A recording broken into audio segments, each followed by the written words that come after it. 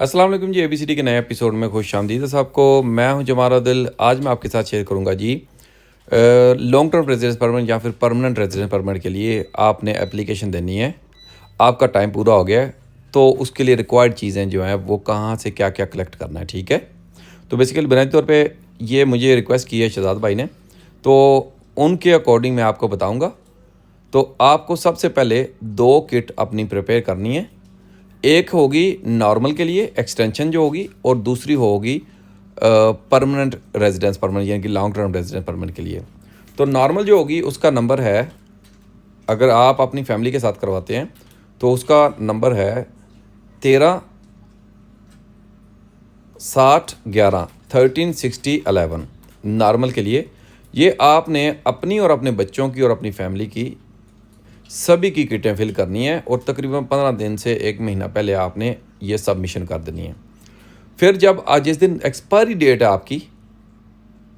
आपके वीज़े की, उस आखिरी दिन, ना एक दिन पहले ना एक दिन बाद, उस आखिरी दिन आपने इवन आप कर सकते हैं कि ऑनलाइन आप फिल कर दें एप्लीकेशन को, या फिर आप अपॉइंटमेंट लेके या अपॉइंटमेंट के बगैर भी कुछ यहाँ पे ऑफिस है माइग्रेशन के, जहाँ पे आप जाके आखिरी दिन में उसी जिस दिन एक्सपायरी हो रही है उसी दिन अपनी जो परमानेंट रेजिडेंस परमिट है वो अपनी एप्लीकेशन फ़ाइल कर सकते हैं। यानी कि 2 एप्लीकेशन फ़ाइल करने में कोई प्रॉब्लम नहीं है, ठीक है। अगर किसी को शक है तो 2 एप्लीकेशन फ़ाइल करने में कोई प्रॉब्लम नहीं है। एक 15 दिन से 1 महीना पहले आपने करनी है नॉर्मल जो एक्सटेंशन है, और जो लॉन्ग टर्म रेजिडेंस परमिट है जो आपका मकसद है वो आखिरी दिन जिस दिन एक्सपायरी है ना उस दिन करेंगे। क्योंकि अगर आपकी अल्लाह ना करे कि एक्सपायरी डेट पे सिर्फ आप परमानेंट डालते हैं और परमानेंट अगर रिफ्यूज़ हो जाती है तो आजकल प्रॉब्लम चल रही है गैप की, कि वो बाद में अगर आप एक्सटेंशन डालेंगे तो आपका गैप पड़ जाएगा। तो एक्सटेंशन हमने एक्सपायरी से पहले ही डाली होगी तो गैप नहीं किसी ज़रूरत में पड़ेगा। दूसरे नंबर पे ये जी फॉर्म हो गए, और परमानेंट का फॉर्म है जो 138011, ठीक है। 138011 ये परमानेंट का है या लॉन्ग टर्म रेजिडेंस कार्ड जो है उसके लिए है। तो छुट्टी आपकी पिछले 10 साल में 10 महीने, पिछले 5 साल में 10 महीने से ज़्यादा नहीं होनी चाहिए।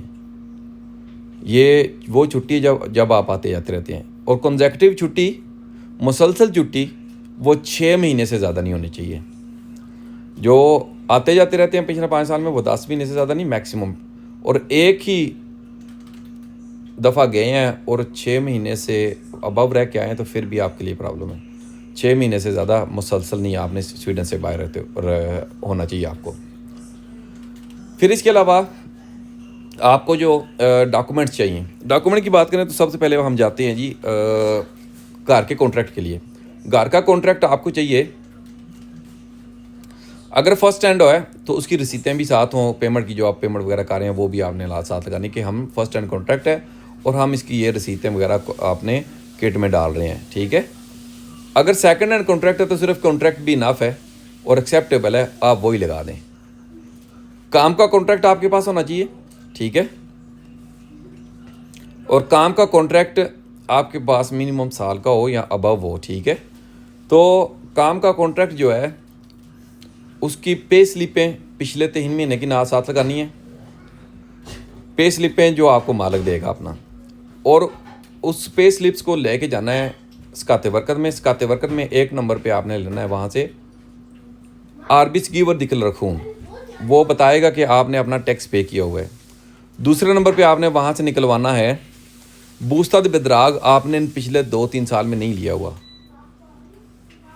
तीसरे नंबर पे आपने कितने काम किया पिछले 3 सालों में, 2-3 सालों में आपने हर साल की एनुअल रिपोर्ट निकलवानी है।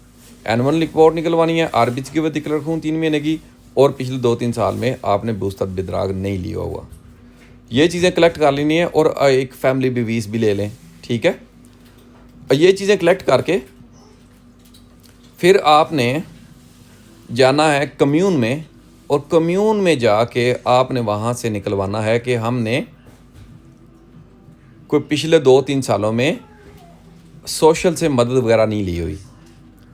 कम्यून से ये सर्टिफिकेट निकलवाने के बाद अगर बच्चों के आपने सर्टिफिकेट देने हैं तो बच्चों का अगर ओवर 18 है तो 50% काम होना चाहिए, और इसके अलावा बच्चों का जो जहाँ पे पढ़ रहे हैं वहाँ से स्कूल से सर्टिफिकेट, अगर उनकी रिपोर्ट वगैरह रिपोर्ट कार्ड अच्छा है, नंबर वगैरह अच्छे आ रहे हैं, तो उसकी भी कापी साथ लगा दें, वो पॉजिटिव इम्पैक्ट होगा उसका।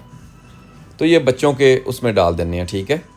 तो अंडर 18 है तो उसमें तो कोई मसला नहीं, वो आपके साथ हैं। ओवर 18 है तो उनके जितना जो भी काम का है, पे स्लिप्स हैं, वो साथ लगा दें। इस तरह अगर वाइफ आपकी काम कर रही है तो वाइफ की यही चीज़ें जो मैंने आपके लिए बताई हैं, पिछली 3 पे स्लिप्स, RBC वैदिक खून, काम का कॉन्ट्रैक्ट वगैरह, ये सारी चीज़ें साथ लगा दें उनके केस में, ठीक है। तो ये सारी चीज़ें अलग, ये सारी किटें अलग अलग बनानी है सब की। पहले सब की पूरी फैमिली की नॉर्मल जो एक्सटेंशन के लिए किटें बनानी है, फिर सिर्फ अपनी एक किट बनानी है जो कि आखिरी दिन सबमिट होनी चाहिए एक्सपायरी डेट के ऊपर, ना एक दिन पहले ना एक दिन बाद। तो ये आपके डॉक्यूमेंट्स हो जाएंगे मुकम्मल। और अपने जो हैं, क्योंकि आपकी बेस के ऊपर हैं सारे ये बच्चे और फैमिली आपकी, तो अपने डॉक्यूमेंट्स की कापियाँ भी उनके केस में एक एक फ़ोटो कापी करा के डाल दें, क्योंकि हर बंदे की इंडिविजुअल किट होगी, ठीक है। केस नंबर आएगा और आपकी 2 एप्लीकेशन आपकी चलनी चाहिए, बाकी सारी फैमिली की एक्सटेंशन की एक एक एप्लीकेशन माइग्रेशन की वेबसाइट के ऊपर आप फॉलो कर सकते हो कि वहाँ पे शो अप करते हैं, ठीक है, स्टेटस क्या है, क्या होने वाला, ठीक है। तो 2 एप्लीकेशन अपनी डालनी है और एक सब बाकी सब की।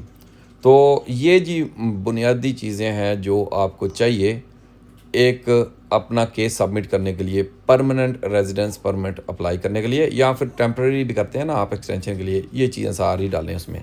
उम्मीद है ये वीडियो हेल्पफुल होगी। अगर अच्छी लगे तो आगे ज़रूर शेयर करेंगे, दूसरों दोस्तों की भी हेल्प हो सके।